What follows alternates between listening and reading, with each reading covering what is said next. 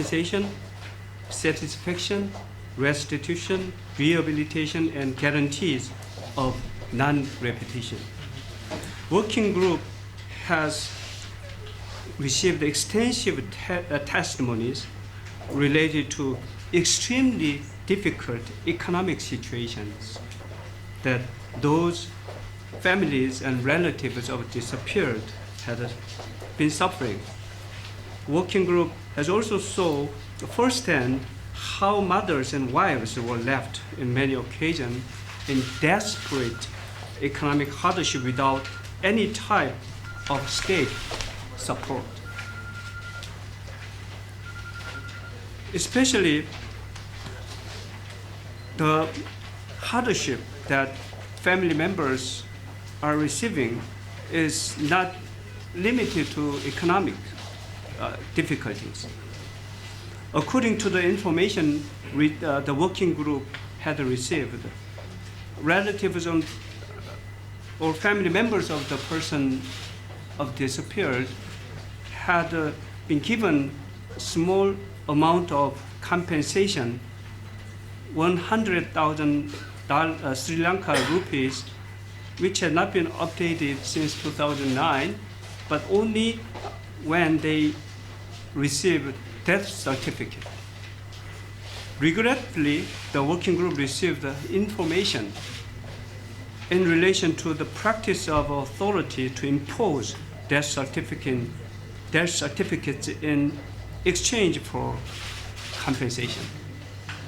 The working group is concerned that in many instances, the death certificate were sent to the family members without their express request or information.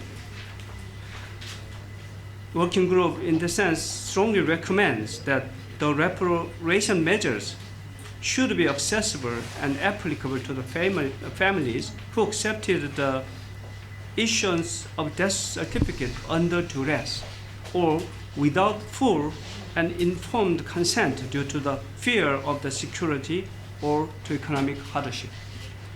In addition, the government working group believe should create a certificate of absence system due to enforced disappearance, and it should allow all the interested families to change the previous death certificate for the new certificate of absence due to enforced disappearances.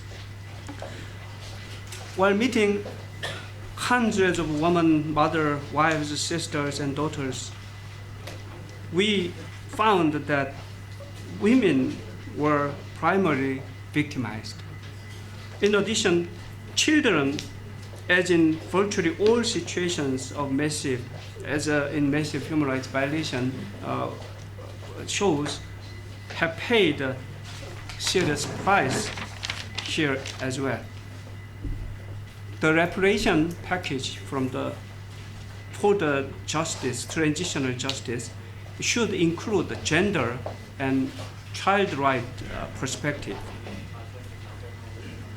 The working group encourages the authority to develop support for the family members who suffered from displacement,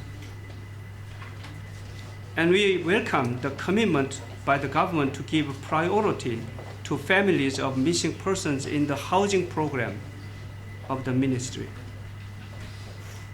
Particular attention should be paid to adequate, professional, and victim-oriented psychosocial assistance for the relatives for both truth and justice processes.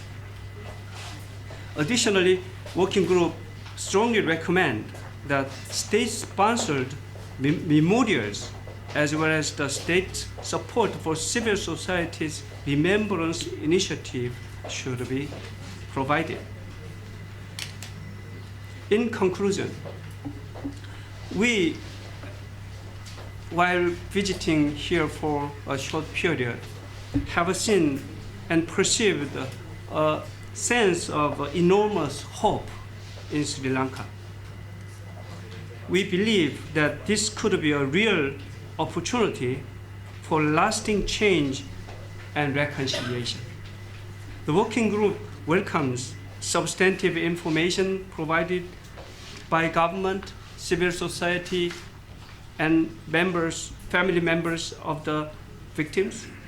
We encourage the government to provide and propose a comprehensive public policy to deal with the different aspects of prevention, investigation, penalties, and reparation for the victims of enforced disappearances. The chronic pattern of impunity still exists. Any successful initiative of the justice, transitional justice, must be the result of a broad, inclusive, gendered, and participatory consultative process. And we trust that the government need to adopt bold steps to reach out to the Sri Lankan people to create a confidence in the victim.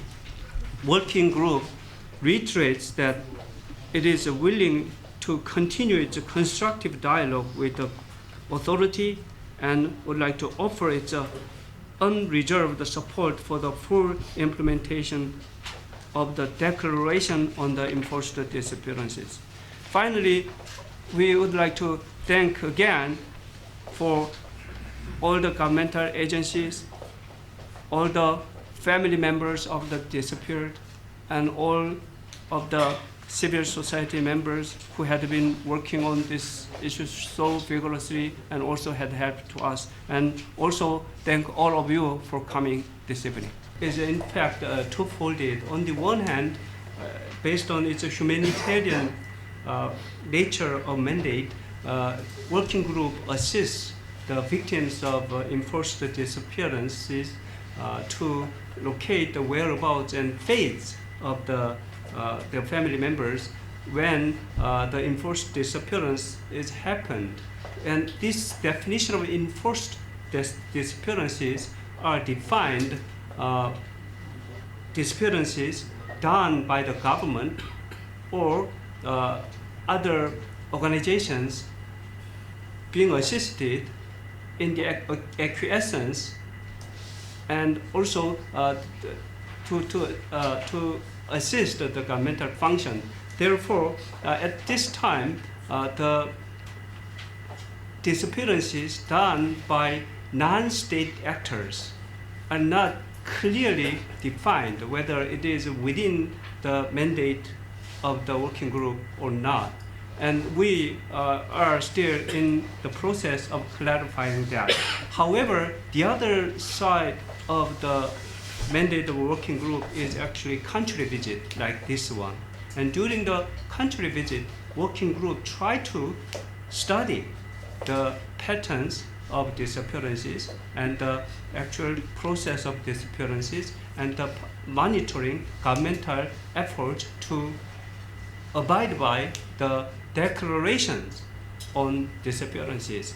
In that sense, the disappearance itself is in fact a matter of serious human rights violation, and no matter who committed the disappearance act, the crime, it is viewed as a violation of international human rights law and also violation of humanitarian law, especially if it is non-state actor, additional protocol to Geneva Convention, and recently or customary international law consider it as a war crime or crimes against humanity if it has been committed in a mass and widespread systematic scale. In that sense, we consider that enforced disappearances that had happened even by non-state actor armed forces, still it should be addressed as part of this problem, and we strongly believe that